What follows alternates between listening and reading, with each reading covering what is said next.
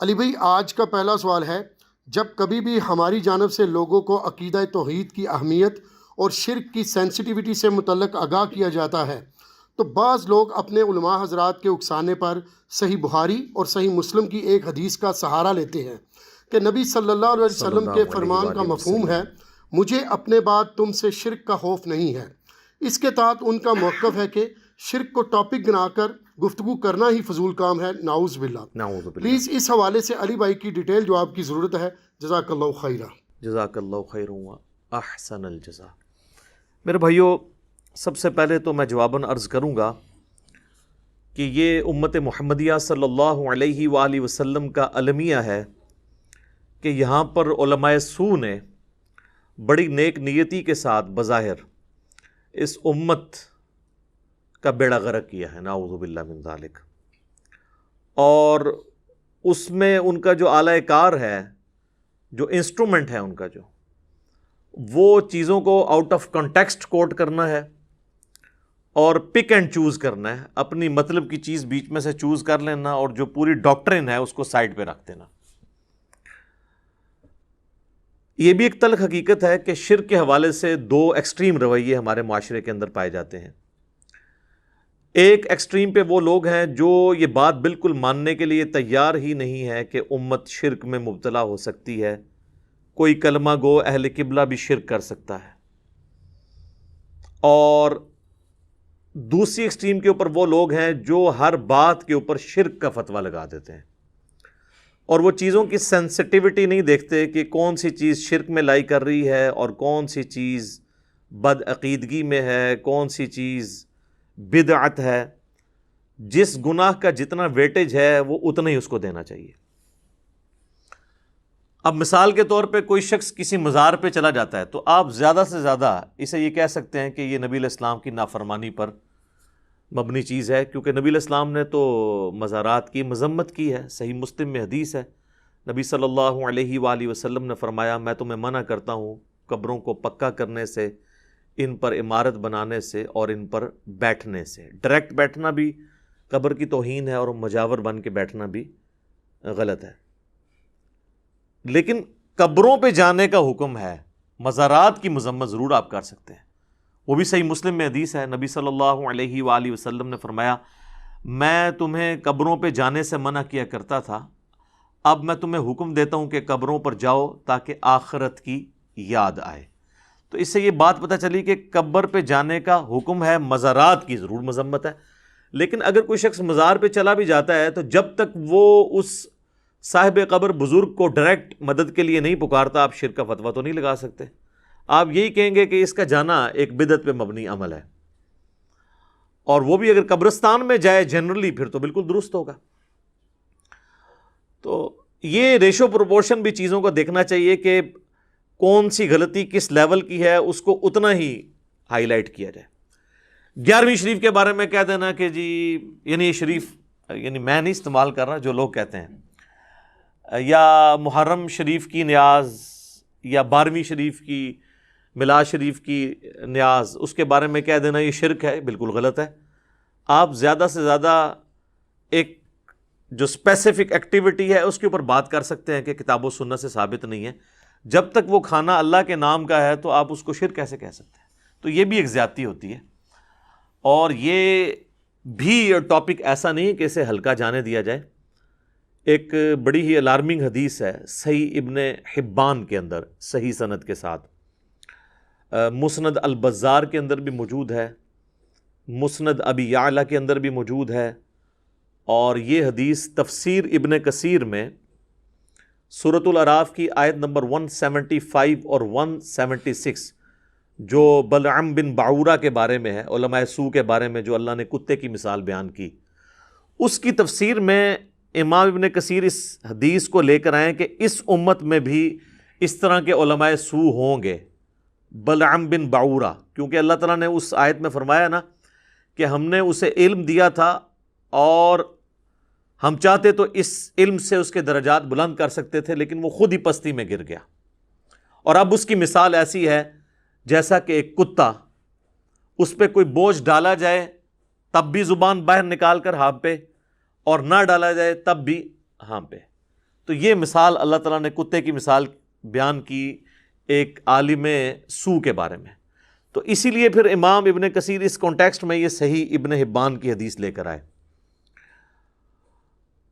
اس حدیث کے الفاظ یہ ہیں کہ اللہ کے محبوب صلی اللہ علیہ وآلہ وسلم نے فرمایا، حذیفہ ابن یمان رازدار رسول روایت کرتے ہیں صلی اللہ علیہ وآلہ وسلم رضی اللہ تعالیٰ عنہ، کہ آپ صلی اللہ علیہ وآلہ وسلم نے فرمایا کہ مجھے سب سے زیادہ خدشہ تم میں اس شخص کے بارے میں ہے کہ جو قرآن کا علم حاصل کرے گا حتیٰ کہ اس میں مہارت حاصل کر لے گا، لیکن پھر ایسا کوئی تقدیر کا غلبہ اس کے اوپر ہوگا، یعنی وہ خود پستی میں گرے گا کہ وہ قرآن کے علم کے باوجود اپنے پڑوسی کے اوپر ایک تلوار تان دے گا اور اسے کہے گا کہ تو مشرک ہے، اس پہ شرک کا فتویٰ لگائے گا. تو صحابہ کرام علیہم رضوان نے پوچھا کہ یا رسول اللہ اس وقت شرک پہ کون ہوگا، دونوں میں سے شرک کے قریب کون ہوگا؟ تو آپ صلی اللہ علیہ وآلہ وسلم نے فرمایا جو شخص شرک کا فتویٰ لگا رہا ہوگا وہ شرک کے زیادہ قریب ہوگا بنسبت اس کے کہ جس پہ لگا رہا ہوگا. یہ نہیں ہے کہ جس پہ لگا رہا ہے وہ مشرک ہوگا، یہ عربی کا ایک محاورہ ہے کہ وہ شرک کے قریب ہوگا. جس طرح یہ صحیح مسلم میں بھی حدیث ہے نا کہ جو خوارج ہیں ان کے خلاف قتال وہ گروہ کرے گا جو اقرب الی الحق ہوگا، حق کے قریب ہوگا.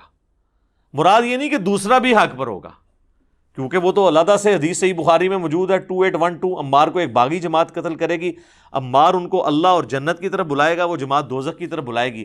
جو جماعت دوزخ کی طرف بلا رہی ہو وہ تھوڑی سی حق پہ بھی کیسے ہو سکتی ہے؟ تو یہ عربی کا محاورہ ہے. سورہ آل عمران میں بھی اس کی ایک مثال موجود ہے کہ اللہ تعالیٰ نے منافقین کے بارے میں فرمایا جب غزوہ احد کے موقع پر وہ نبی علیہ السلام کو چھوڑ کے چلے گئے تو آپ علیہ السلام کے ساتھ جو یہ غداری کی وہ قانوناً تو مسلمان ہی تھے، قانوناً تو اصحابی تھے جب تک وہ نکلے نہیں تھے. تو اللہ تعالیٰ نے فرمایا کہ وہ اس دن ایمان سے زیادہ کفر کے قریب تھے. اس کا یہ مطلب نہیں کہ وہ مومن بھی تھے اور کافر بھی تھے، یہ عربی کا محاورہ ہے، اس لیے میں نے یہ ساتھ کلیئر کر دیا. تو وہ اس حدیث میں ابن حبان کی جو مسند البزار میں بھی ہے اور مسند ابی یعلا میں بھی ہے، تفسیر ابن کثیر میں بھی، سورۃ الاعراف آیت نمبر 175 کے کانٹیکسٹ میں نبی علیہ السلام فرمایا کہ جو شرک کا فتویٰ لگا رہا ہوگا نا وہ خود شرک کے زیادہ قریب ہوگا. وہ کیوں ہوگا قریب؟ اس کی ایکسپلینیشن دوسری حدیث سے ہوتی ہے. صحیح بخاری اور صحیح مسلم میں ایک متفق علیہ حدیث ہے دونوں کتابوں میں کہ اللہ کے نبی صلی اللہ علیہ وآلہ وسلم نے فرمایا جس شخص نے کسی دوسرے کو کہا اے کافر یا اے فاسق تو دونوں میں سے کافر یا فاسق ہو گیا. اگر تو کہنے والا صحیح کہہ رہا تھا تو جسے کہا وہ ہو گیا، اور اگر کہنے والا غلط کہہ رہا تھا تو جسے اس نے کہا وہ تو نہیں تھا تو فتویٰ اس کے اوپر لوٹ آئے گا. تو یہاں پر بھی وہ جو پڑوسی پہ تلوار تانے گا اور اس کو کہے گا کہ تو مشرک ہے، تلوار تاننے کے بھی الفاظ ہیں. تو یہ ویسے اسپیسیفکلی خوارج کے بارے میں ہے جو مولا علی رضی اللہ تعالیٰ عنہ علیہ السلام کے دور میں ظاہر ہوئے، اور بخاری مسلم میں حدیث ہے. ابو سعید خدری کہتے ہیں کہ ہم نے سیدنا علی کے ساتھ مل کر ان کے خلاف قتال کیا تھا. لیکن یہ سلسلہ وہاں پر رکا نہیں ہے، یہ سلسلہ قیامت تک جاری رہے گا. سنن نسائی میں حدیث ہے کہ خوارج قیامت تک نکلتے رہیں گے اور ان کا آخری گروہ جو ہے وہ دجال کے ساتھ مل کے مسلمانوں کے خلاف لڑے گا. ٹھیک ہے، تو یہ حضرت علی کے جو دشمن ہیں، ناصبی ہیں، خارجی ہیں، یہ ہمیشہ رہیں گے. ہم نے ان کو کافی حد تک ایکسپوز کر دیا اللہ کے فضل سے الحمدللہ. رافضیوں کو تو اہل سنت کے ہاں پہلے ہی ایکسپوز کیا گیا تھا، تو ناصبی بھی الحمدللہ ایکسپوز ہو چکے ہیں. آج یہ ٹاپک نہیں ہے، میں اسے چھوڑتا ہوں یہیں پر. اچھا، اب دوسری طرف جو دوسری ایکسٹریم پہ جو کہہ رہے ہیں شرک ختم ہو چکا ہے، ان کی بھی آپ ہٹ دھرمی کا لیول دیکھیں کہ بالکل ننگا اور اریاں شرک ہوتے ہوئے دیکھ کے بھی انہوں نے آنکھیں بند کی ہوئی ہیں. کیا اس وقت اہل تشیع کے ممبروں پر ان کا جو ایک خاص اسکول آف تھاٹ ہے نصیریہ، ان کے ذاکرین قابض نہیں ہیں اور وہ اعلانیہ نعوذ باللہ علی اللہ، حسین جل جلالہ یہ الفاظ استعمال کرتے ہیں، علی رازق، علی خالق، نعوذ باللہ، اور باقاعدہ اہل تشیع کے علماء نے ان پہ کفر کے فتوے دیے ہیں. تو وہ ہے تو مسلمانوں کا ہی گروہ ہے نا، یہودی عیسائیوں میں سے تو نہیں وہ آئے، مسلمانوں کا ہی گروہ ہے.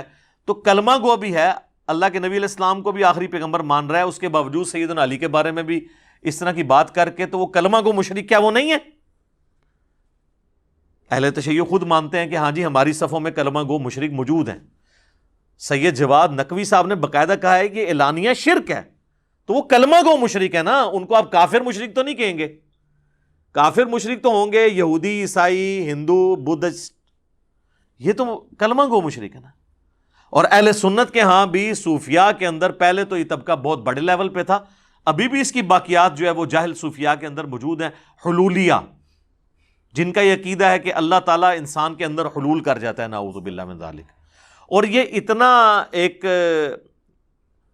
مانا ہوا عقیدہ ہے صوفیاء کے ہاں کہ تصوف پہ جو پہلی باقاعدہ کتاب لکھی گئی فارسی زبان کے اندر، عربی میں تو اس سے پہلے بھی کتابیں موجود تھیں، فارسی زبان میں کشف المحجوب لکھی گئی، علی بن عثمان حجویری المتوفا 465 ہجری، انہوں نے تصوف کے 12 فرقے لکھے ہیں، اور اس میں انہوں نے لکھا کہ 10 جو ہیں یہ حق پر مبنی ہیں اپنے فروعی اختلافات کے باوجود، لیکن جو آخری 2 ہیں نا وہ گمراہی پر مبنی ہیں، اور ان میں سے انہوں نے ایک کہا حلولیہ، جن کا یہ عقیدہ ہے کہ اللہ انسان کے اندر حلول کر جاتا ہے، نعوذ باللہ، جس کی ہی آپ ایک سمجھ سکتے ہیں کہ فارم کسی حد تک یہ وحدت الوجود کا عقیدہ ہے، اگرچہ اگر اس کی تعویل ان سے پوچھی جائے تو وہ کچھ اور کرتے ہیں، اس پہ تو ہم فتویٰ نہیں لگاتے، لیکن جو عموماً وحدت الوجود کی تعبیر کی جاتی ہے وہ تو بڑی غلط ہے۔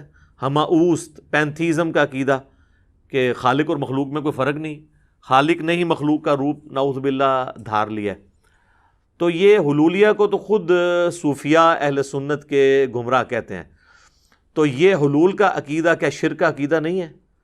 حادث کو قدیم سے الگ کرنے کا نام توحید ہے۔ حادث ہم ہیں اور قدیم اللہ ہے، اور جب کوئی کہے کہ دونوں چیزیں ایک ہیں اور پھر کہ ہک ہے ہک ہے ہک ہے، جڑا ہک کی ڈھو آ کے وہ کافر و مشرک ہے، جب یہ اشعار بولے جائیں کہ ایک کو جو 2 کہہ دے وہ کافر و مشرک ہے، حالانکہ ایک کو 2 کہنا ہی توحید ہے۔ خالق کو مخلوق سے الگ کرنے کا نام، قدیم کو حادث سے الگ کرنے کا نام توحید ہے۔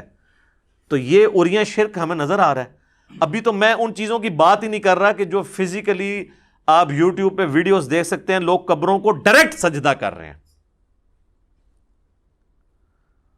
اس میں پھر وہ اس تفریق میں پڑ جاتے ہیں، یہ سجدہ تعظیمی نہیں ہے، سجدہ عبادت نہیں ہے، سجدہ تعظیمی ہے۔ وہ ہم ان بحثوں میں نہیں پڑھتے۔ کیا مسلمان کو یہ زیب دیتا ہے کہ قبر کے آگے جا کے جھک جائے؟ پھر ہندو جب ہمارا مذاق اڑاتے ہیں کہ یار ہم تو پھر بھی کھڑے ہوئے کو پوجتے ہیں، تم تو لیٹے ہوئے کو پوجتے ہو، پھر ہمیں برا نہیں لگنا چاہیے جب ہماری حرکتیں ایسی ہیں۔ ویسے علماء تو اسے کنڈیم کرتے ہیں، لیکن ان علماء کی جرت ہے کہ ان لوگوں کو روکیں، کیونکہ مزارات کے اوپر تو انہی علماء اور انہی پیر عظام کا قبضہ ہے۔ انہی مزارات کے اوپر ان بزرگوں کو کھڑے ہو کے کوئی گالی دے، سارے روکنے کے لیے پہنچ جائیں گے، اور اسی مزار کے اوپر اللہ کو گالیاں دی جا رہی ہیں۔ جی، شرک کرنے والا اللہ کو گالی دیتا ہے۔ سورہ مریم میں آیا کہ قریب ہے آسمان پھٹ پڑے، زمین شک ہو جائے اور پہاڑ ریزہ ریزہ ہو جائیں، ان دعوا للرحمن ولدا، جو رحمان کے لیے بیٹا تجویز کرتے ہیں، یعنی یہ بھی ایک شرک کی فارم ہے۔ اگر زمین و آسمان اور پہاڑوں کے احساسات ہوں تو ان پہ پھٹ پڑیں جو اللہ کے ساتھ شرک کرتے ہیں۔ تو یہ اس قسم کے عقائد کرنا، جو چیزیں اللہ کے ساتھ خاص تھیں وہ غیر اللہ کے ساتھ کرنا، تو کیا یہ شرک کی کیٹیگری میں فال نہیں کرے گا؟ چاہے آپ اسے کہہ لیں کہ یہ اعتقادی شرک نہیں ہے، عملی شرک تو ہے نا۔ ہم نہیں کہتے عقیدے میں وہ مشرک ہیں کہ وہ اسے رب مان کے کر رہے ہیں، لیکن عملاً تو یہ شرک ہے نا۔ ایک تعظیمی والا بھی ایشو تھا، وہ بھی کل ہو گیا۔ سنن ابی داؤد میں حدیث ہے، سنن ابن ماجہ کے اندر حدیث ہے، اور یہ حدیث جو ہے وہ مشکات کے اندر بھی موجود ہے کہ ایک صحابی نے آ کر نبی صلی اللہ علیہ وآلہ وسلم کو سجدہ کیا۔ آپ نے فرمایا سر اٹھا، یہ کیا کر رہا ہے؟ اس نے کہا کہ میں ہیرا نامی شہر جو ہے کوفے کے پاس، وہاں گیا اور میں نے دیکھا کہ لوگ اپنے سردار کو سجدہ کرتے ہیں، تو آپ تو اللہ کے رسول ہیں، تو میں آپ کو کیوں نہ سجدہ کروں؟ تو آپ صلی اللہ علیہ وآلہ وسلم نے فرمایا کہ مجھے بتاؤ جب میں فوت ہو جاؤں گا اور تم میری قبر سے گزرو گے، کیا میری قبر پہ بھی سجدہ کرو گے؟ اس نے کہا نہیں یا رسول اللہ۔ یعنی اتنا ان کو بھی پتا تھا، جو ڈائریکٹ سجدہ کرنے والے ہیں ان کو بھی پتا ہے کہ قبر والا سجدہ ذرا مسئلہ خراب ہو جائے گا۔ تو پھر آپ نے فرمایا کہ اگر میں سجدہ جائز سمجھتا تو بیویوں سے کہتا کہ اپنے خاوندوں کو سجدہ کریں اس حق کے سبب جو اللہ تعالیٰ نے ان کو دیا ہے۔ آپ اندازہ کریں ایک صحابی کا اجتہاد بھی نبی علیہ السلام نے ریجیکٹ کر دیا ہے کیونکہ کتاب و سنت کی تعلیمات کے خلاف تھا۔ اجتہاد انہوں نے اپنی جگہ بالکل ٹھیک کیا تھا لیکن کتاب و سنت سے ٹکرا رہا تھا۔ تو سجدہ تعظیمی تو ویسے ہی اس امت میں ختم ہو چکا ہے، ان بحثوں میں ڈالنا اور انہی بحثوں نے راستہ کھولا ہے۔ وہ کہتے ہیں جی جو قبر پہ سجدہ کر رہے ہیں نا، آپ اس کو نا یہ کہیں کہ وہ مشرک تو نہیں ہے لیکن اس کا یہ عمل جو ہے نا وہ حرام ہے، سجدہ تعظیمی کر رہے ہیں، ہاں سجدہ عبادت کرے تو ہم اسے شرک کہہ دیں گے۔ بھئی سجدہ عبادت اور سجدہ تعظیمی والا چکر تو اس وقت ہوتا ہے جب بندہ زندہ سامنے موجود ہو۔ ایک بندہ جا کے مٹی کی ڈھیری کے آگے گر رہا ہے تو وہ تو ایکویلنٹ ٹو بت ہے، اور یہ میں اپنی طرف سے نہیں کہہ رہا۔ مسند امام احمد میں صحیح سند کے ساتھ یہ حدیث موجود ہے، الموطا امام مالک میں بھی ہے اور مشکات المصابیح کے اندر بھی موجود ہے۔ نبی علیہ السلام نے اپنے آخری وقت میں یہ دعا کی تھی، اللہم لا تجعل قبری وثنا یعبد، اے اللہ میری قبر کو ایسا بت نہ بننے دینا کہ لوگ اس کی پرستش شروع کر دیں۔ رسول اللہ کی قبر پہ ہمارے ماں باپ اولاد سب قربان، اور آپ اپنی قبر کو خود کہہ رہے ہیں کہ یا اللہ اسے بت نہ بننے دینا۔ زندہ بندے کو سجدہ کرنا اور ہوتا ہے لیکن قبر پہ اسی شخص کو جا کے کرنا، نبی علیہ السلام نے اس کے لیے لفظ وثن، بت کا لفظ استعمال کیا، اور اس کے آگے بھی الفاظ ہیں، اشتد غضب اللہ علی قوم اتخذوا قبور انبیائہم مساجدا، اللہ تعالیٰ کا شدید غضب ہوتا ہے ایسی قوم کے اوپر جو اپنے نبیوں کی قبروں کو سجدہ گاہ بناتے ہیں۔ اور یہ جو آخری والے الفاظ ہیں نا، یہ تو بخاری اور مسلم دونوں میں موجود ہے کہ اللہ کی لعنت ہو یہود و نصارہ پر جنہوں نے اپنے نبیوں کی قبروں کو سجدہ گاہ بنا لیا تھا۔ یہ بڑی لمبی حدیث ہے، انشاءاللہ یہ جب موقع آئے گا میں اس کو اسی ویڈیو کے اندر بیان کر دوں گا، ابھی محل نہیں کہ میں اس کو ڈیٹیل کے ساتھ بیان کروں۔ ابھی تو میں یہ تمہیدی گفتگو کر رہا تھا اس حوالے سے۔ اب آ جائیں میرے بھائیوں اس حدیث کی طرف جس کو آؤٹ آف کانٹیکسٹ کوٹ کیا جاتا ہے۔ وہ کہتے ہیں جی بخاری میں حدیث ہے، بالکل ہے، وہ حدیث پوری پڑھ کے سنائیں اور اس کی ایکسپلینیشن کریں۔ صحیح بخاری اور صحیح مسلم دونوں کے اندر حدیث موجود ہے۔ سیدنا عقبہ ابن عامر رضی اللہ تعالیٰ عنہ کہتے ہیں کہ نبی صلی اللہ علیہ وآلہ وسلم نے اپنی وفات سے 1 مہینہ پہلے غزوہ احد کے شہداء پر ان کی شہادت کے آلموسٹ 8 سال کے بعد دوبارہ سے جا کر نماز جنازہ پڑھی ان کے قبرستان میں، اور آپ نے خطبہ قبرستان میں دیا کیونکہ عبرت والا خطبہ تھا۔ اور بخاری مسلم کے الفاظ ہیں کہ نبی علیہ السلام ہم سے اس طرح گفتگو کر رہے تھے جس طرح آپ زندوں اور مردوں دونوں سے جدا ہو رہے ہیں، یعنی وہ قبرستان بھی تھا ہم سے بھی۔ اور آپ صلی اللہ علیہ وآلہ وسلم نے فرمایا کہ دیکھو مجھے اپنے بعد تم سے یہ خطرہ تو اب باقی نہیں رہا کہ تم شرک کرنے لگو، البتہ مجھے اس بات کا ڈر ہے کہ تم دنیا کی مال کی محبت میں پھنس جاؤ گے۔ اور پھر آگے الفاظ ہیں کہ پھر اس مال کی محبت میں تم ایک دوسرے کو قتل کرو گے جس طرح اگلے لوگوں نے قتل کیا، اور پھر تم بھی تباہ و برباد کر دیے جاؤ گے جس طرح اگلے لوگ تباہ و برباد کر دیے گئے، والعیاذ باللہ تعالی۔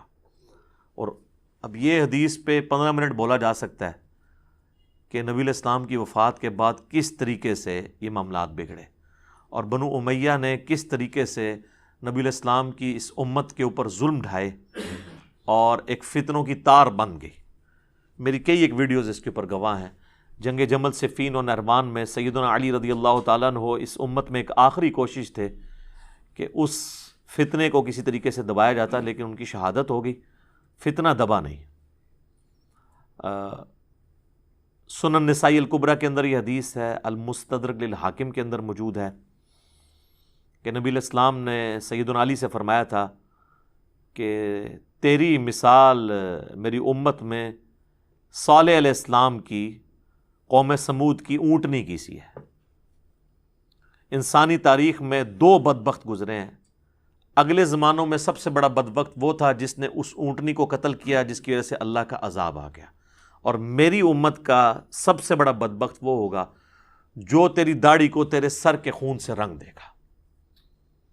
تو جس طرح قوم سمود پہ عذاب آیا نا اس اونٹنی کو قتل کرنے کی وجہ سے، جو اللہ کی اونٹنی تھی، یہاں پر بھی اللہ کے اس ولی کو قتل کرنے کے پاداش میں، جس نے امت کو دوبارہ سے ابو بکر و عمر رضی اللہ تعالی عنہما علیہم السلام کی خلافت کی ڈگر پہ چلانے کی کوشش کی، اس امت پہ بھی ایسا عذاب مسلط ہوا کہ آج تک ہمیں دوبارہ اس طریقے سے اسلامی حکومت صحیح معنوں میں نصیب نہیں ہو سکی، سوائے بیچ میں 1-2-2.5 سال عمر بن عبدالعزیز کے ہیں۔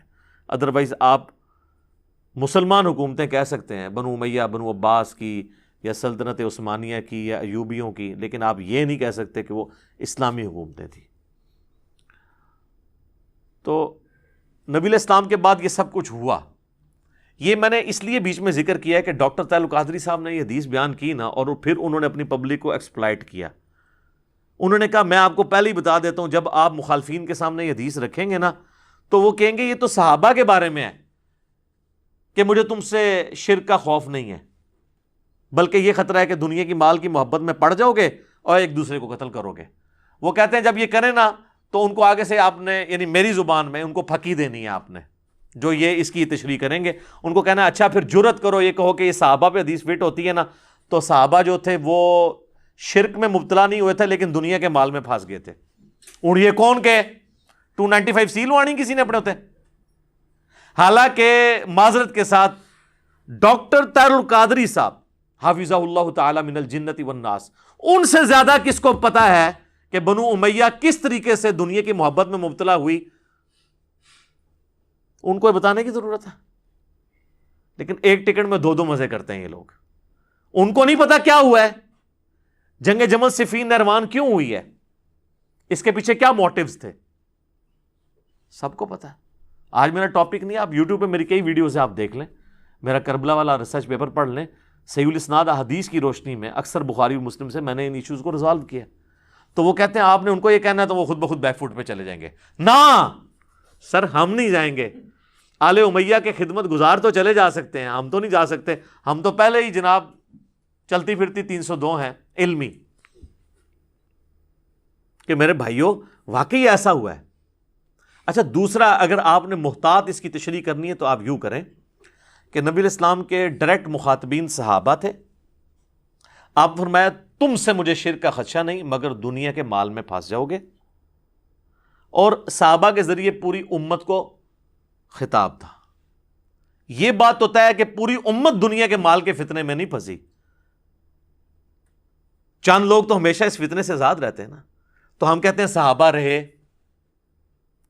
ایکسکلوڈنگ بنو امیہ میرے نزدیک، اور آپ چلیں ان کو بیچ میں ڈال لیں تاکہ آپ کو بات سمجھ آ جائے کسی طریقے سے۔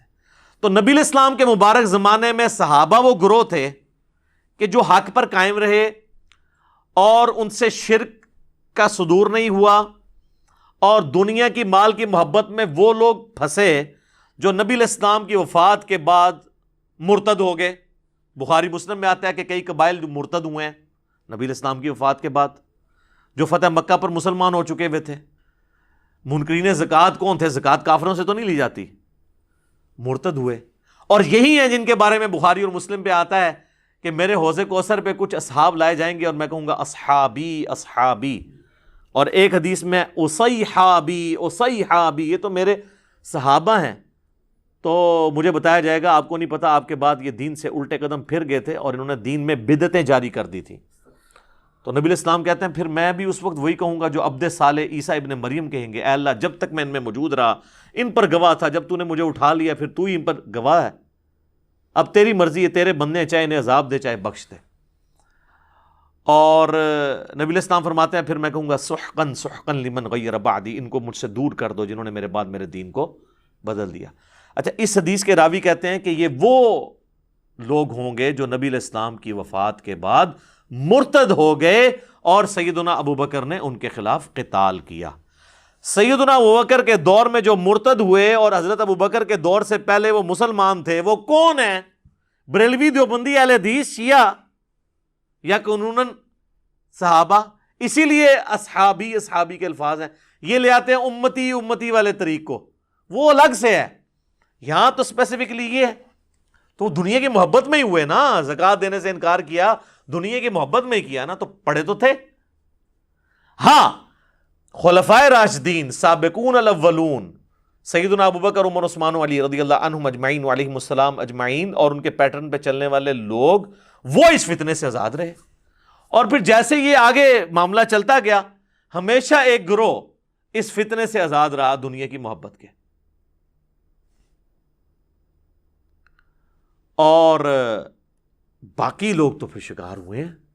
یہ حدیث کوئی آج کی تو نہیں ہے، نہ یہ حدیث کوئی دیوبندی، بریلوی، اہل حدیث، شیعہ اختلاف کے بعد سامنے آئی ہے، یہ حدیث تو پہلے سے موجود تھی بخاری مسلم میں، اور اللہ کے فضل سے آج سے آلموسٹ 600 سال پہلے بخاری کی شروحات لکھی گئی ہیں، جن کے پائے کی دوبارہ کوئی شرح سامنے نہیں آئی، اور آلموسٹ آپ سمجھ لیں فریز ہو چکا ہے یہ معاملہ۔ پہلی شرح ابن حجر اسقلانی کی فتح الباری ہے، المتوفا 852 ہجری، ایک شافعی عالم ہے، یہ شافعی وہ مقلد والے نہیں، اسکول آف تھاٹ والے۔ اور دوسری شرح ہے علامہ بدر الدین عینی کی، المتوفا 855 ہجری، عمدۃ القاری۔ جناب آپ فتح الباری اٹھائیں، عمدۃ القاری اٹھائیں، دونوں نے اس حدیث کی شرح میں کہ مجھے تم سے یہ خطرہ نہیں کہ تم میرے بعد شرک میں مبتلا ہو جاؤ گے، مگر خطرہ ہے کہ دنیا کے مال میں پھنس جاؤ گے، لکھا ہے انہوں نے کہا کہ اس میں کوئی شک نہیں ہے کہ اوورآل امت شرک سے بچ کے رہی ہے، لیکن اس کے باوجود کئی گروہ ایسے ہیں جو کلمہ گو ہو کر بھی، مسلمان ہو کر بھی شرک میں مبتلا ہوئے ہیں۔ لہٰذا اس حدیث میں جو بشارت ہے وہ اس اعتبار سے ہے کہ پوری امت مشرک نہیں ہوگی، مجھے تم سے شرک کا خدشہ نہیں، یعنی مراد یہ کہ تم سارے ہی مشرک نہیں ہو جاؤ گے میرے بعد، پوری امت نہیں مشرک ہوگی، ہاں چند لوگ ہو جائیں گے۔ اور یہ کون لکھ رہا ہے؟ ابن حجر اسقلانی اور بدر الدین عینی، انہوں نے تو خیر لکھا، میں اس کو بخاری مسلم سے پروف کروں گا اس بات کو کہ انہوں نے بالکل ٹھیک لکھا کہ پوری امت نہیں ہوگی۔ المستدرک للحاکم میں صحیح سند کے ساتھ حدیث ہے 399 نمبر کہ نبی علیہ السلام نے فرمایا کہ میری امت کبھی بھی گمراہی پر جمع نہیں ہوگی، جماعت پر اللہ کا ہاتھ ہے، یعنی پوری امت گمراہ نہیں ہوگی۔ بنی اسرائیل تو سارے ہی گمراہ ہو گئے تھے نا، لیکن میری پوری امت گمراہ نہیں ہوگی۔ جو سنن نبی داؤد میں بھی حدیث ہے کہ میری امت کے 72 فرقے دوزخ میں جائیں گے، ایک جو ہے نا وہ حق پہ قائم رہے گا، الجماعہ، امت کی مین سٹریم۔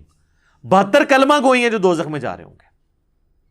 پھر بخاری اور مسلم دونوں میں حدیث ہے کہ میری امت کا ایک گروہ قیامت تک حق پر قائم رہے گا، کوئی نقصان پہنچانے والا ان کو نقصان نہیں پہنچا سکے گا، وہ غالب رہیں گے یہاں تک کہ قیامت قائم ہو جائے۔ ایک گروہ، باقیوں کے لیے تو کہہ دیا 72 جب کہہ دیے دوزخ میں ہے تو ایک کے لیے۔ لہذا وہ جو حدیث ہے نا مجھے تم سے شرک کا خدشہ نہیں مگر دنیا میں مبتلا ہو جاؤ گے، تو وہ جو شرک کے خدشے سے پاک ہے نا وہ ایک ہی گروہ ہے، لیکن دنیا کی محبت میں ہو جائے گا، اور اس میں کئی لوگ ہوں گے جو نہیں بھی ہوں گے۔ یہ جو بخاری اور مسلم کی حدیث ہے نا، اس کی شرح جو ہے نا وہ ایک اور حدیث سے ہو جاتی ہے جو سنن نبی داؤد کے اندر ہے اور مشکات میں بھی، کہ قیامت اس وقت تک قائم نہیں ہوگی جب تک میری امت کے قبائل مشرکین سے جا کر نہ مل جائیں اور بتوں کی پوجا نہ شروع کر دیں۔ نبی علیہ السلام نے فرمایا کہ بتوں کی پوجا وہ شروع کر دیں گے میری امت کے لوگ، تو وہ پہلے بت پرست نہیں ہوں گے، بعد میں شروع کریں گے، ورنہ جو پہلے بت پرست تو حضور کے زمانے میں موجود تھے۔ اور میری امت میں 30 جھوٹے دجال پیدا ہوں گے جو دعوے نبوت کریں گے، وَأَنَا خَاتَمُ النَّبِيِّينَ لَا نَبِيَّ بَعْدِي، اور میں خاتم النبیین ہوں، میرے بعد کوئی نبی نہیں۔ اور میری امت کا ایک گروہ قیامت تک حق پر قائم رہے گا، کوئی نقصان پہنچانے والا ان کو نقصان نہیں پہنچا سکے گا۔ یہ جو آخری الفاظ ہیں نا یہ وہی ہیں جو بخاری اور مسلم میں تھے، اور پوری حدیث سے پتہ چلا کہ امت میں گمراہیاں آئیں گی لیکن ایک گروہ حق پر قائم رہے گا، تو وہ ایک گروہ کے لیے بشارت ہے کہ وہ شرک میں نہیں مبتلا ہوگا، باقی سب کے سب کسی نہ کسی فارم میں چلے جائیں گے۔ تو یہ اس حدیث کی شرح احادیث کی روشنی میں نے کی، اور بزرگوں کے اقوال تو میں نے پہلے بتا دیے ہیں فتح الباری سے اور عمدۃ القاری سے، تاکہ کسی کو وہم نہ آئے کہ یہ اپنی کوئی ذاتی تفسیر بیان کر رہا ہے۔ اس کے علاوہ کئی ایک احادیث ہیں جو ہماری اس ڈاکٹرن کو سپورٹ کریں گی۔ اس میں ایک ٹاپ آف دا لسٹ وہ حدیث ہے جو بخاری اور مسلم دونوں میں موجود ہے. نبی صلی اللہ علیہ وآلہ وسلم نے فرمایا کہ تم بھی اگلے لوگوں کی پیروی شروع کر دو گے قدم با قدم بالشت بر بالشت، حتیٰ کہ اگلے لوگوں میں سے اگر کوئی لوگ گوہ کے سوراخ میں داخل ہوئے تو تم بھی وہی کام کرو گے. صحابہ کرام علیہم رضوان نے پوچھا یہ اگلے لوگوں سے مراد کیا یہود و نصارہ ہیں؟ تو آپ صلی اللہ علیہ وآلہ وسلم نے فرمایا کہ اگر وہ لوگ مراد نہیں ہیں تو پھر کون سے لوگ مراد ہیں؟ یعنی یہود و نصارہ والی خرابیاں تمہارے اندر آئیں گی.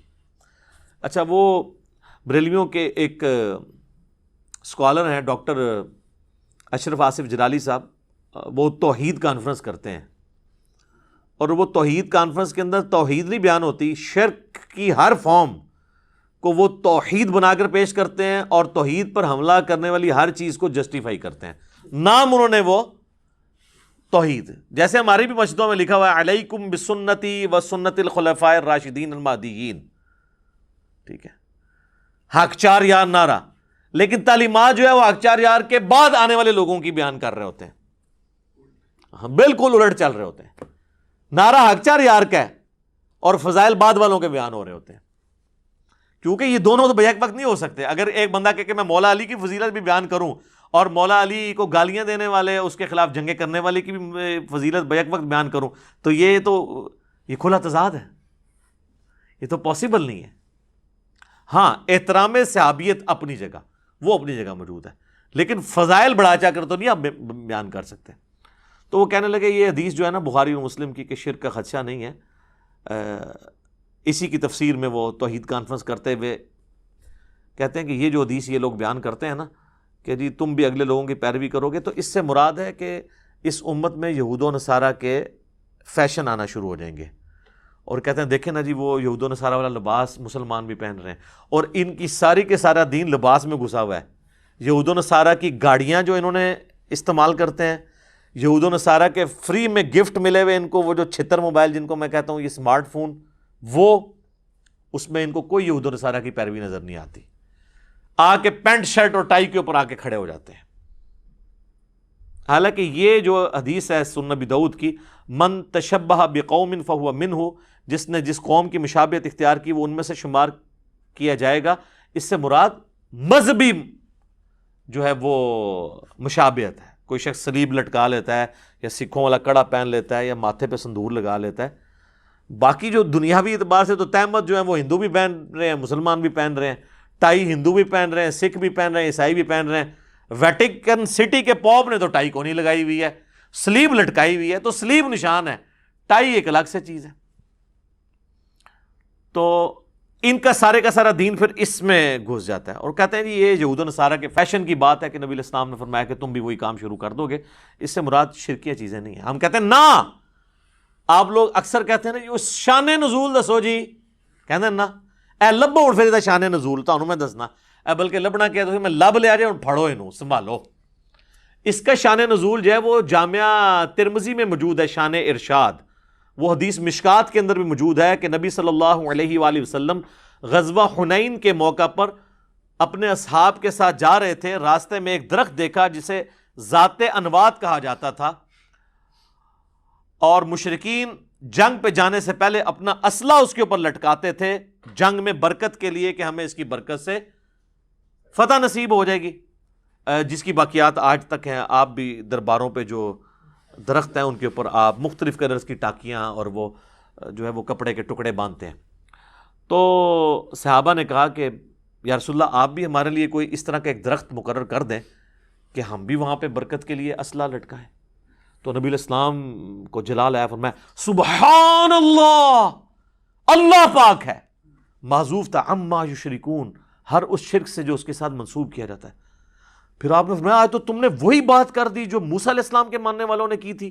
پھر نبی علیہ السلام نے سورۃ الاعراف کی آیت نمبر 138 تلاوت کی کہ موسیٰ علیہ السلام کے اصحاب جب ان کے ساتھ ایک بت کے پاس سے گزر رہے تھے جس پہ لوگ دھیان کر کے بیٹھے تھے، انہوں نے کہا آپ بھی ہمارے لیے کوئی اللہ کا ایک بت مقرر کر دیں کہ ہم اس پہ دھیان کریں. تو نبی علیہ السلام فرمایا جو تم نے مجھ سے برکت کے لیے درخت کی ڈیمانڈ کی ہے نا، یہ جسٹ لائک اسی طریقے سے ہے جیسے موسیٰ کے اصحاب نے اللہ کا بت مانگا تھا. اب کسی نے نہیں کہا یا رسول اللہ ہم کو یہ تو نہیں کہہ رہے ہم نے درخت کے آگے جھکنا ہے، ہم نے تو برکت لینی ہے. یہ کہتا ہے جی جب تک وہ 7 اذان نہ لگ جائیں شرک نہیں ہوگا. وہ تو تواڈے نماز بھی نہیں لگتے پوری طریقے نال, تو تواڈی تو نماز بھی نہیں ہوتی. کہانیاں بنائی ہوئی ہیں, صحابہ کو نہیں پتا تھا کہ یا رسول اللہ ہم تو برکت کے لیے کہہ رہے ہیں, صرف اسلحہ ٹچ کرنا ہے, آپ ہمیں پکڑ کے بتوں کے اوپر ڈال رہے ہیں کہ یہ بت کھڑا کر رہے ہیں, ہم آپ کے تربیت یافتہ ہیں, ہم نے کہاں سے. پھر آپ نے وہاں پہ فرمایا کہ تم بھی اگلے لوگوں کے پیچھے چل پڑو گے. یہ وہی حدیث بخاری اور مسلم کی, اس کی شرح, شان نزول, شان ارشاد یہ ہے. یہ فیشن کے بارے میں نہیں, شرکی ایکٹیویٹیز کے بارے میں. اور واللہ وہ شرکی ایکٹیویٹیز جن کو آپ ماننے کے لیے تیار نہیں ہوں گے کہ شرکی ہیں. آپ کو یہ کہا جانا ہے کوئی درخت ہے اس کے ساتھ لوگ برکت کے لیے کوئی چیز ٹچ کرتے ہیں, آپ کہیں گے جی بدعت کہنا, جی اس کو شرک تو نہ کہیں. نبی علیہ السلام تو کہہ رہے ہیں یہ تو بت کے مترادف ہے. یہ آپ نے فرق دیکھا ہے.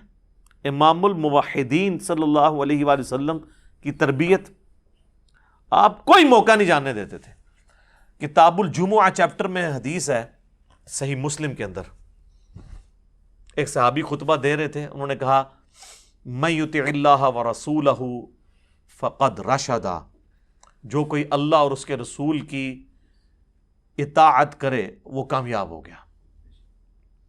ومن یعصہما فقد غوا, اور جو ان دونوں کی نافرمانی کرے وہ گمراہ ہو گیا. فرمایا بئس الخطیب انت, کتنا برا خطیب ہے تو. یہ کسی عربی سے ذرا پوچھیے گا, جب کسی کو کہا جائے بئس الخطیب انت, وہ اسی طرح ہی بولا جاتا ہے. عربیوں کو آپ کبھی دیکھیں نا, جس طرح ہمارے پٹھان بھائی آپس میں عام گفتگو میں لگتا ہے لڑ رہے ہیں, عربی بھی بالکل ایسے ہی لگتا ہے. ان کا ایک اپنا سٹائل ہے. تو نبی صلی اللہ علیہ وآلہ وسلم نے فرمایا کہ بڑا برا خطیب ہے تو, تجھے چاہیے تھا تو کہتا وَمَن يَعْصِ اللَّهَ وَرَسُولَهُ فَقَدْ غَوَا, جو اللہ اور اس کے رسول کی نافرمانی کرے وہ گمراہ ہو گیا. واللہ لٹریچر میں, ڈکشنری میں دیکھا جائے تو اس صحابی کے جملے میں کوئی خرابی نہیں تھی, آؤٹ آف کانٹیکسٹ بھی نہیں تھا. جب اس نے کلیئر کر دیا جو اللہ اور اس کے رسول کی اطاعت کرے وہ کامیاب ہوا, جو ان دونوں کی نافرمانی کرے وہ ناکام ہو گیا. اس نے پہلے ہی اللہ رسول کو الگ کر دیا ہے, لیکن نبی علیہ السلام فرمایا کہ اس جملے کا جو دوسرا حصہ ہے اس میں بھی الگ کرو. لیکن یہ کیا کہتے ہیں, ہک ہے, ہک ہے, ہک ہے, جڑا ہک کی ڈو آکھے وہ کافر و مشرک ہے. ہم کہتے ہیں جو ڈو کی ہک آکھے وہ کافر و مشرک ہے. اور نبی علیہ السلام نے فرمایا کہ تو کتنا برا خطیب ہے. اور یہی حدیث سنن نبی داؤد میں اس کے آگے الفاظ آپ فرمایا قم اذهب, اٹھ اور ادھر سے نکل جا, ابھی تو اپنی شکل دور کر ادھر سے. یہ بڑے سخت الفاظ ہیں اس شخص کی طرف سے کہ وَإِنَّكَ لَعَلَىٰ خُلُقٍ عَظِيمٍ, سورۃ القلم میں جسے کہا گیا, جن کا اخلاق بڑے اعلیٰ درجے کا تھا. لیکن توحید کے معاملے میں نبی علیہ السلام بہت سینسٹیو تھے. اور اسی سینسٹیوٹی کا پھل پھر آپ دیکھتے ہیں کہ صحابہ کرام علیہم رضوان توحید کے معاملے میں اس قدر سخت تھے کہ وہ کسی کا لحاظ نہیں کیا کرتے تھے. جس کا سب سے بڑا ثبوت جو ہے وہ سیدنا ابوبکر کا خطبہ ہے نبی علیہ السلام کی وفات کے اوپر. کم از کم بخاری میں 4 جگہ وہ خطبہ آیا ہے. سیدنا ابوبکر نبی علیہ السلام کی وفات کے بعد, بخاری کے الفاظ ہیں, انٹر ہوتے ہیں حجرہ عائشہ میں, نبی علیہ السلام کا کفن مبارک ہٹا کر بوسہ دیتے ہیں ماتھے پہ, اور کہتے ہیں اللہ کے رسول, اللہ آپ پہ 2 موتیں جمع نہیں کرے گا. ایک موت آپ کو آنی تھی وہ آئی, اب ہمیشہ کی آخرت کی یعنی زندگی شروع ہوگی. کیونکہ باہر سیدنا ابوبکر کھڑے, سیدنا عمر کھڑے تلوار لے کے, جو کہے گا حضور فوت ہو گئے. تو وہ اس کا رد سیدنا ابوبکر نے کیا, بھی ایک موت ہی آنی ہے. حضرت عمر کا یہ خیال تھا کہ جس طرح حضرت موسیٰ علیہ السلام 40 دن کے لیے کوہ طور پہ گئے, نبی علیہ السلام بھی ڈورمنٹ پوزیشن پہ گئے, واپس آ جائیں گے. باہر نکلے اور لوگ حضرت عمر کے گرد جھمگٹا بنائے کھڑے ہیں. انہوں نے کہا عمر کو چھوڑو اس کے حال پہ, تم میری طرف آؤ. اور انہوں نے سٹیج پہ اپنے ممبر پہ چڑھتے ہوئے پہلا جملہ بولا جو پاکستان کے قانون میں 295C یہ بدبخت لگوا دیتے, من کان یعبد محمدا فإن محمدا قد مات. جو کوئی تم میں سے محمد کی عبادت کرتا ہے یا کرے گا, یہ دونوں معنی ہوں گے, مضارع کا سیغہ, تو جان لے کہ محمد مر چکے. وَمَن يَعْبُدُ اللَّهَ, اور جو کہ اللہ کی عبادت کرتا ہے اور کرے گا, فَإِنَّ اللَّهَ حَيٌّ لَا يَمُوتُ, تو جان لو کہ اللہ کو کبھی موت نہیں آئے گی. وہ ہمیشہ کے لیے زندہ ہے. کسی صحابی نے اٹھ کے نہیں کہا کہ ابو بکر یہ فرضی جملوں سے آپ کیوں سہارا لے رہے ہیں, یا آج کی وہ زبان میں تنو اور کوئی آیت نہیں لبھی, تنو اور کوئی حدیث نہیں لبھی, تو کولو جملے پڑھنا ہے, تو پڑھ وما ارسلناک الا رحمۃ للعالمین, یہی کہتے ہیں نا, یہ مشورہ دیتے. تو پڑھ قل ان کنتم تحبون اللہ فاتبعونی, تو پڑھ ان اللہ وملائکتہ یصلون علی النبی اللہم صلی علی محمد وعلی آل محمد, تو پڑھ من یطع الرسول فقد اطاع اللہ, تو پڑھ انا ارسلناک شاہدا ومبشرا ونذیرا وداعیا الی اللہ باذنہ وسراجا منیرا. تنو اور کوئی شے نہیں لبھی, تو کولو جملے بنا رہے ہیں. پھر سیدنا ابوبکر نے اپنے اس جملے کی دلیل میں قرآن سے 2 آیات پڑھی. سورہ آل عمران کی آیت نمبر 144, وما محمد الا رسول قد خلت من قبلہ الرسل افإن مات او قتل. محمد تو نہیں تھے مگر ایک رسول, اگر یہ مر جائیں یا قتل کر دیے جائیں تو کیا تم دین سے الٹے قدم پھر جاؤ گے؟ اور جو کوئی دین سے الٹے قدم پھرے گا اللہ کا کوئی نقصان نہیں کرے گا, اور ثابت قدم رہنے والوں کو اللہ جزا دے گا. اور پھر آپ نے سورہ الزمر کی آیت نمبر 30 پڑھی, انک میت وانہم میتون, اے نبی تمہیں بھی موت آنی ہے اور ان کو بھی مرنا ہے. یہ 2 آیات حضرت ابوبکر نے یہ 2 آیات پڑھی ہیں حضور کی میت کے اوپر. اور میں کہتا ہوں یہ نبی الاسلام کی کامیابی ہے کہ آپ نے ایسی ٹیم پروڈیوس کی ہے جو ان کی وفات پر توحید کو آشکار کرنے والی آیات پڑھ رہی ہے, ان کی شان میں نہیں پڑھ رہی. یہ نبی الاسلام کی کامیابی ہے, ورنہ نبی الاسلام نے ایک اور عیسیٰ ابن مریم بن جانا تھا. اور یہ آپ کی تعلیمات کی برکت ہے. صحیح بخاری میں حدیث ہے, دیکھنا میری شان کو اس طرح بلند نہ کرنا جس طرح نصارہ نے کر دیا عیسیٰ ابن مریم کو, اور ڈیوینٹی میں کلیم کر دیا میں اللہ کا بندہ اور اس کا رسول ہوں, مجھے اللہ کا بندہ اور اس کا رسول ہی کہنا. تو سر پھر صحابہ نے دیکھے نا کیسی نصیحت پلے باندھی ہے کہ حضور کی میت کے اوپر گفتگو کیا ہو رہی ہے. یہ نبی الاسلام کی کامیابی ہے, یہ آپ کی تربیت کا اثر ہے. اچھا, اور اگر ناسخ و منسوخ کو بھی دیکھا جائے, یہ تو حدیث جو ہے نا وہ تو حضور کی وفات سے 1 مہینہ پہلے کی ہے کہ مجھے تم سے شرک کا خدشہ نہیں, اور وہ میں نے بتایا آؤٹ آف کانٹیکسٹ یہ کوٹ کرتے ہیں. ہم آپ کو نبی الاسلام کی بیماری کے دنوں کی پھر حدیث بتا دیتے ہیں, 5 دن پہلے کی, 2 دن پہلے کی, 1 دن پہلے کی. وہ بخاری اور مسلم دونوں میں حدیث ہے. اما عائشہ کہتی ہیں کہ نبی صلی اللہ علیہ وآلہ وسلم کے وفات کے دن قریب تھے, اور آپ پر مرض کی جب شدت ہوتی تھی تو آپ اس تکلیف کی وجہ سے اپنے چہرہ مبارک سے چادر کو بار بار ہٹاتے تھے, اور پانی کا ایک برتن تھا اس سے ہاتھ گیلا کر کے تو وہ بخار کی گرمی کو ٹھنڈا کرتے تھے, اور ساتھ ساتھ کہتے جاتے تھے لعن اللہ الیہود والنصارى اتخذوا قبور انبیائہم مساجدا. اللہ کی لعنت ہو یہود و نصارہ پر, انہوں نے اپنے نبیوں کی قبروں کو سجدہ گاہ بنا لیا تھا. اور اما عائشہ کہتی ہیں اگر ہمیں یہ خطرہ نہ ہوتا کہ لوگ رسول اللہ کی قبر پہ سجدے شروع کر دیں گے تو میں اپنے حجرے کو عام زیارت کے لیے کھول دیتی, یعنی حجرے کی دیوار گرا دیتی, ورنہ تو اجازت لے کے جانا پڑتا تھا کیونکہ اما عائشہ کی وہاں پہ رہائش تھی, تو ان کا میں اوپن کھول دیتی. لیکن ہمیں خطرہ تھا کہ حضور اپنی وفات کے وقت ہمیں ڈرا رہے تھے اس بات سے کہ کہیں حضور کی قبر پہ سجدے نہ ہو. تو اس وقت اما عائشہ نے کیوں نہیں کہا یا رسول اللہ آپ تو مہینہ پہلے ابھی خطبہ دیا آپ نے کہ مجھے شرک کا کوئی خوف نہیں ہے, تو اب یہ آخری وقت آپ کو دوبارہ خوف کس چیز کا لاحق ہے, کس چیز کا خدشہ ہے آپ کو؟ اتنا آسان کام نہیں ہے. ان کو پتا تھا کہ اس کا کیا مطلب ہے اور اس کا کیا مطلب ہے. اور صحیح مسلم میں تو الفاظ ہیں کہ نبی الاسلام نے اپنی وفات سے 5 دن پہلے, 5 کے الفاظ ہیں, خطبہ دیا اور فرمایا آگاہ ہو جاؤ, اگلے لوگوں میں سے جب کوئی نبی فوت ہو جاتا تھا یا کوئی نیک بندہ, لوگ اس کی قبر پہ سجدے شروع کر دیتے تھے, اور میں تمہیں منع کرتا ہوں کہ میرے ساتھ یہ کام نہ کرنا. کسی نے نہیں کہا یا رسول اللہ آپ کو کیا ٹینشن ہے, آپ کو اللہ نے گارنٹی دے دی ہے کہ آپ کی امت شرک نہیں کرے گی. اور پھر وفات کے دنوں میں مسند امام احمد میں اور الموطا امام مالک میں, مشکات میں بھی حدیث موجود ہے, نبی الاسلام دعا کیا کرتے تھے اللہم لا تجعل قبری وثنا یعبد, اے اللہ میری قبر کو ایسا بت نہ بننے دینا کہ لوگ اس کی عبادت کریں.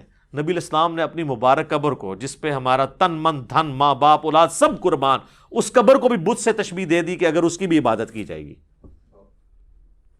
اور پھر آگے الفاظ ہیں اشتد غضب اللہ علی قوم اتخذوا قبور انبیائہم مساجدا, اللہ تعالیٰ کا شدید غضب نازل ہو ہوتا ہے یا ہو ایسی قوم پر جو اپنے نبیوں کی قبروں کو سجدہ گاہ بناتی ہے۔ ایک اور بڑی رکت انگیز حدیث ہے، اما عائشہ ہی روایت کرتی ہیں، بخاری اور مسلم کے الفاظ ہیں کہ حضور کی بیماری کے دن تھے، مسلم میں الفاظ ہیں کہ آپ کے آخری دن چل رہے تھے، اور حضور کی 3 بیویاں ایک جگہ جمع ہیں، اما عائشہ، ام سلمہ، ام حبیبہ۔ تو ام سلمہ اور ام حبیبہ آپس میں گفتگو کر رہی ہیں کہ جب ہم حبشہ گئے تھے تو ہم نے وہاں ایک ماریا نام کا گرجا دیکھا تھا جہاں پہ کچھ تصویریں لٹکی ہوئی تھی۔ ہائے ہائے ہائے، حضور بیماری کے عالم میں آپ نے جب یہ گفتگو سنی ہے تو آپ فوراً متوجہ ہوئے، آپ فرمایا ان کی یہی تو خرابی تھی، جب ان کا کوئی نیک بندہ یا نبی فوت ہو جاتا تھا وہ اس کی قبر کے اوپر تصویریں لٹکا دیتے تھے اور پھر وہاں پہ سجدے شروع کر دیتے تھے۔ وہ لوگ قیامت والے دن بدترین مخلوق بنا کے اٹھائے جائیں گے جو اپنی نبیوں کی قبروں پر سجدے کرتے تھے اور وہاں پہ ان کی تصویریں لٹکاتے تھے۔ سر اس امت کو تو چھوڑ دیں، انہوں نے نبیوں کی تصویریں کیا لٹکانی ہیں، انہوں نے تو آپ جائیں مارکیٹ میں جا کے بزرگوں کی تصویریں خرید لیں اور باقاعدہ نام لکھیں یہ فلانا بزرگ ہے فلانا بزرگ ہے، چلو اس میں کچھ زندہ بھی ہیں، ان کو تو ہم کہہ سکتے ہیں یہ وہی ہیں۔ 800 سال پرانے بزرگوں کی تصویریں، وہ کہتے ہیں جی وہ خواب میں زیارت ہوئی ہے، تو اس سے انہوں نے پھر نہ وہ نقشہ اس کا بنوا لیا۔ تو یار کتنے تابعین، تبع تابعین اور بعد کے لوگ ہیں جن کو رسول اللہ کی خواب میں زیارت ہوئی ہے، انہوں نے تو کوئی اپنی یادداشت سے حضور کی تصویر نہیں بنوائی۔ یہ آپ کس طرف امت کو لے کے جا رہے ہیں؟ وَلِعَاذُ بِاللَّهِ تعالی۔ تو نبی صلی اللہ علیہ وآلہ وسلم نے اپنی امت کو اتنی واضح تعلیمات دیں کہ جس میں کوئی خدشہ نہیں ہے کہ کوئی شخص اس چکر میں پڑ جائے کہ وہ ان چیزوں کو ہلکا جانے، اور یقین جانے جو لوگ ہلکا جانتے ہیں پھر وہ اس کے اندر مبتلا بھی ہو جاتے ہیں، اور جو لوگ اس کے سینسٹیوٹی کو سمجھتے ہیں وہ پھر اس فتنے سے بچ بھی جاتے ہیں۔ میں اپنی گفتگو کو کنکلوڈ کرتا ہوں اسی کانٹیکسٹ میں سورۃ الانعام کی آیت نمبر 82 اور اس کے کانٹیکسٹ میں بخاری و مسلم کی ایک حدیث ہے۔ سورۃ الانعام کی آیت نمبر 82 ہے، الذین آمنوا ولم یلبسوا ایمانہم بظلم اولئک لہم الامن وہم مہتدون۔ جو لوگ ایمان لے کر آئے اور ایمان لانے کے بعد اپنے ایمان میں شرک کی آمیزش نہیں ہونے دی، ایمان لانے کے بعد ایمان میں شرک نہیں آنے دیا، مرتد کے الفاظ نہیں ہیں، یعنی ایمان کے ساتھ شرک نہیں ہونے دیا، یعنی کلمہ گو مشرک نہیں بنے، وہ امن میں ہوں گے اور وہی لوگ ہدایت یافتہ ہیں۔ بخاری مسلم کے الفاظ ہیں اس حدیث کے کانٹیکسٹ میں، عبداللہ ابن مسعود کہتے ہیں جب یہ آیت نازل ہوئی ہم تو سب پریشان ہو گئے، کیونکہ ہم تو ظلم کا معنی لیتے ہیں گناہ، تو کون سا ایسا شخص ہے جو یہ دعویٰ کرے کہ مجھ سے کوئی بھی گناہ نہیں ہوتا، اور اللہ تو فرما رہا ہے کہ جو ایمان لانے کے بعد گناہ نہیں کرے گا وہی امن میں ہوگا، تو یا رسول اللہ ہمارا کیا بنے گا؟ آپ فرمایا اس سے مراد وہ گناہ نہیں ہے۔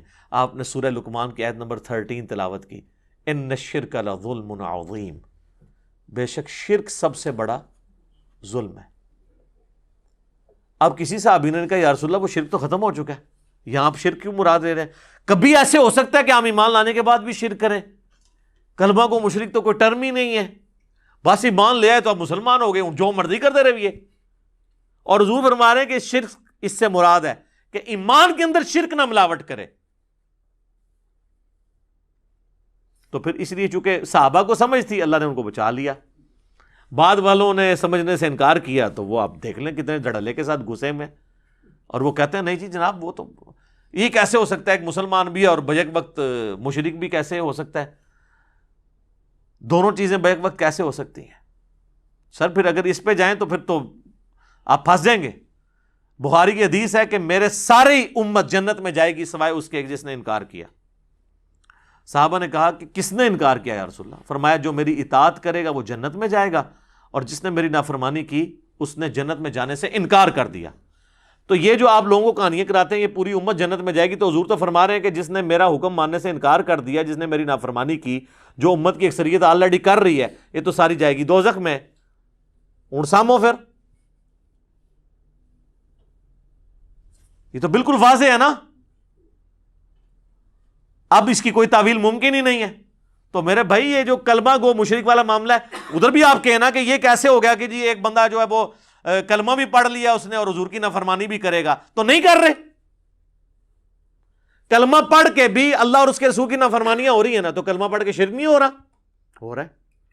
صحیح مسلم میں حدیث ہے جس مسلمان کے جنازے میں ایسے 40 لوگ شریک ہوں جو شرک نہ کرتے ہوں، اللہ تعالیٰ ان 40 لوگوں کی شفاعت اس کے حق میں قبول کر لے گا. تو کسی نے حضور سے نہیں پوچھا یا رسول اللہ یہ آپ ایمبیگوس جملہ بول رہے ہیں, جنازہ تو پڑھتا ہی وہ ہے جو مسلمان ہو, ہندو نے تو مسلمان کا جنازہ نہیں پڑھنا آ کے, تو آپ یہ کیوں کہہ رہے ہیں؟ تو آپ کلمہ کو مشرک کو ہی کہہ رہے تھے. بالکل واضح ہے. اسی طریقے سے ایک حدیث ہے مسند امام احمد میں بھی اور جامعہ ترمذی میں بھی, ہمارے صبح و شام کے اذکار کارڈ میں بھی موجود ہے, بلو والے میں بھی ہے اور گرین والے میں بھی, فرض نماز کے بعد والے اذکار میں بھی اور صبح و شام کے اذکار میں بھی, کیونکہ وظیفہ ایسا ہے اس میں بڑے زبردست الفاظ ہیں.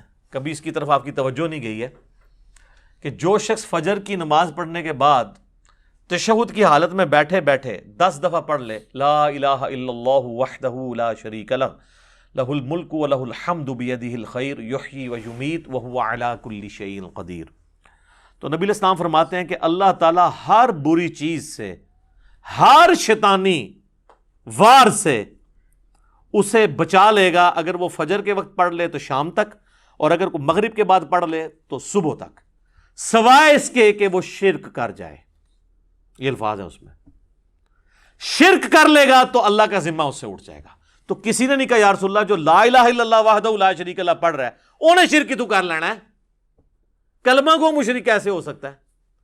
یہاں مرتد کے الفاظ نہیں, شرک کے. مرتد والا تو معاملہ الگ ہے, وہ تو آپ سارے مانیں گے کہ جی فتح مکہ پہ کئی لوگ مسلمان ہوئے جو نبی علیہ السلام کی وفات کے بعد سیدنا ابوبکر کے دور میں مرتد ہو گئے. بخاری مسلم میں حدیث موجود ہے, اور بخاری مسلم میں انہی کے بارے میں حدیث موجود ہے, اصحابی اصحابی, میرے حوض کوثر پہ لوگ لائے جائیں گے, میں پہچانتا ہوں گا اور میں انہیں کہوں گا مجھ سے دور ہو جاؤ, تم نے میرے بعد میرے دین کو بدل دیا. اور اس حدیث میں تو باقاعدہ ابن ابی ملیکہ کے کمنٹس ہیں کہ اللہ ہم تجھ سے دعا کرتے ہیں کہ تیرے نبی کی وفات کے بعد ان کے دین سے الٹے قدم نہ پھریں, آمین ثم آمین. اور ایک اور حدیث جو بخاری اور مسلم میں آتی ہے اس کانٹیکسٹ میں, اسے بھی یاد کر لیں کہ ایک عیسائی تھا, مسلمان ہوا اور سورۃ البقرہ اور سورہ آل عمران اس نے پوری حضور سے پڑھی, پیچھے کچھ رہ گیا, حتیٰ کہ حضور نے اسے اپنا کاتب وحی رکھ لیا, لیکن پھر وہ جا کے دوبارہ عیسائی ہو گیا. آپ کے تحت تو اس نے کلمہ پڑھا تھا, مسلمان ہوا, کاتب وحی ہوا, تو اسے دوبارہ اب شرک کرنا ہی نہیں چاہیے تھا. عیسائی شرک ہی کر رہے ہیں نا. تو اور اس نے وہاں جا کے یہ بکواس کرنی شروع کر دی کہ اس نبی کو تو کچھ نہیں آتا, جو میں لکھ دیتا ہوں وہی ہوتی ہے, نعوذ باللہ. یہ بات تو ٹھیک ہے کہ نبی علیہ السلام امی تھے, لیکن نعوذ باللہ یہ کہنا کہ آپ کو پتہ نہیں ہے, بڑی ذمہ داری سے آپ وہی لکھواتے تھے اور کراس پھر سن کے چیک کرتے تھے کہ کیا لکھا ہے, پھر ایک سے زیادہ کاتبین وہی تھے. اب چونکہ نبی علیہ السلام کی نبوت کے بارے میں اس نے یہ بات کی تھی تو اللہ کا معجزہ یہاں پہ ظاہر ہونا تھا, ورنہ تو نبی علیہ السلام کی نبوت ڈاؤٹ فل ہو جاتی لوگوں کی نظر میں. آپ نے فرمایا اس کو زمین قبول نہیں کرے گی. ہائے ہائے ہائے. جناب بخاری مسلم کے الفاظ ہیں, اسے جب زمین میں دفنایا گیا لاش باہر, اگلے دن اور گہری قبر کھودی گئی, دفنایا گیا لاش باہر. پھر لوگوں میں چیما گوئیاں شروع ہو گئیں کہ ہو سکتا ہے کہ حضور کے ساتھی نکال دیتے ہیں قبر باہر, اس کو لاش کو باہر نکالتے ہیں. انہوں نے پھر تیسرے دن اتنی گہری قبر کھودی کہ جس کو کہتے ہیں نا پانی تک پہنچ کے, بس دفنا کے سائڈ پہ پھر قبر سے باہر وہ لاش. چونکہ حضور نے فرما دیا تھا, یہ اللہ نے وحی کے ذریعے بتا دیا تھا کہ یہ آپ کے ساتھ جس نے غداری کی ہے نا, اسے دنیا میں عبرت کا نشان. اب وہ اس کی لاش پھر باہر رہی ہے, دفنا اسے قبر نہیں نصیب ہوئی پھر. تو وہ تو سورۃ البقرہ سورہ آل عمران اس نے پڑھی ہوئی تھی. آپ کا فارمولہ لگایا جاتا تو وہ تو اس کو کلمہ پڑھنے کے بعد اس کو مشرک نہیں ہونا چاہیے تھا. یہاں تو پھر بھی کو کہیں گے جی مرتد ہو گیا, تو میں نے جو بیچ میں کتنے دلائل دیے ہیں کہ کلمہ گو بھی یہ کام کر سکتا ہے. لہٰذا اس مسئلے کو سینسٹیو سمجھیں اور ایاک نعبد و ایاک نستعین کو فالو کریں. اس کانٹیکسٹ میں مجھے کئی اور باتیں کرنی ہیں, لیکن پھر اس ٹاپک کی لینتھ زیادہ ہو جائے گی. یوٹیوب پہ میری ایک ویڈیو ہے مسئلہ نمبر 3, دعا صرف اللہ ہی سے, وہ دیکھیں, جس میں میں نے اپنا ایک ریسرچ پیپر ہے دعا صرف اللہ ہی سے وہ پڑھایا ہے, شرک کے حوالے سے جتنے دھوکے دیے جاتے ہیں. اور ایک اور ویڈیو کچھ عرصہ پہلے ریکارڈ ہوئی ہے, وسیلے کے نام پر دھوکہ. ہم جب کبھی بات کرتے ہیں آپ غیر اللہ کو مدد کے لیے پکارتے ہیں, کہتے ہیں نہیں ہم توسل اختیار کرتے ہیں. تو میں نے اس میں بتایا کہ توسل الگ چیز ہے اور ڈائریکٹ پکارنا مدد کے لیے الگ چیز ہے. اور اس میں جتنے یہ وسوسے دیتے ہیں وہ میں نے سب کے سب ایڈریس کیے ہیں۔ بہرحال یہ اس دور کا ایک بڑے فتنوں میں سے ایک فتنہ تھا جو بخاری و مسلم کی حدیث کو لوگ مس یوز کرتے تھے اور مس کوٹ کرتے تھے، اپنے مطلب سے اس میں چیزیں اپنا لقمہ اس کے منہ میں ڈالنے کی کوشش کرتے تھے۔ میں نے کوشش کی ہے کہ اس حوالے سے سارے معاملات کو کلیئر کر دیا جائے۔ میرے بھائیوں، اپنی گفتگو کو کنکلوڈ کرتے ہوئے میں وہ آیت ضرور کوٹ کروں گا جس میں اللہ تعالیٰ نے کیٹاگوریکل ایک ورڈکٹ دی ہے انسانیت کے حوالے سے۔ وہ ہے میرے بھائیوں سورہ یوسف کی آیت نمبر 106، وَمَا يُؤْمِنُ أَكْثَرُهُمْ بِاللَّهِ إِلَّا وَهُمْ مُشْرِكُونَ، اور لوگوں کی اکثریت اس حال میں اللہ پر ایمان لاتی ہے کہ وہ ساتھ شرک بھی کر رہے ہوتے ہیں۔ اب اس میں اللہ تعالیٰ نے یہ نہیں فرمایا کہ کافروں کا ذکر ہے، بلکہ وہ ایمان تو اللہ پر لا رہے ہیں، اللہ کو مان رہے ہیں، لیکن اللہ کی نہیں مان رہے جیسا کہ ماننے کا حق ہے۔ تو یہ آیت بھی اس چیز کا ثبوت ہے کہ ایمان کے باوجود بھی انسان اس گمراہی میں پڑ سکتا ہے کہ وہ پیرلل میں شرک بھی کرتا رہے۔ اللہ تعالیٰ ہمیں اس عظیم فتنے سے محفوظ فرمائے اور ہمیں اپنے محبوب صلی اللہ علیہ وآلہ وسلم کی تعلیمات پر عمل کرنے کی توفیق عطا فرمائے۔ آخر میں بڑی عاجزی کے ساتھ آپ سب سے ریکویسٹ کروں گا کیا کہ مرنے سے پہلے اے مسلمان کر لے اس پہ غور، کتابوں کا خدا اور ہے، بابوں کا خدا اور۔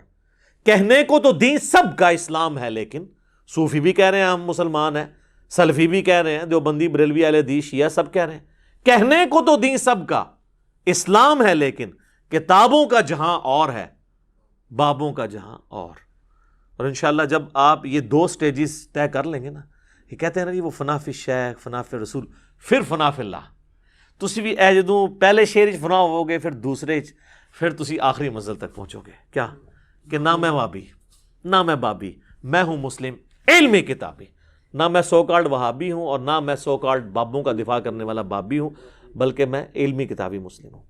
اللہ تعالیٰ ہمیں شرک کے فتنے سے محفوظ فرمائے، اور جو شرک کو جسٹیفائی کرنے کے لیے زور کے ساتھ اور کمر توڑ کوششیں کر رہے ہیں، اللہ تعالیٰ ان کو بھی ہدایت نصیب فرمائے، اور اپنے محبوب صلی اللہ علیہ وآلہ وسلم کی تعلیمات پر چلنے کی توفیق عطا فرمائے۔ سبحانک اللہم و بحمدک، اشہد ان لا الہ الا انت، استغفرک و اتوب الیک، وما علینا الا البلاغ المبین۔ جزاکم اللہ خیرا۔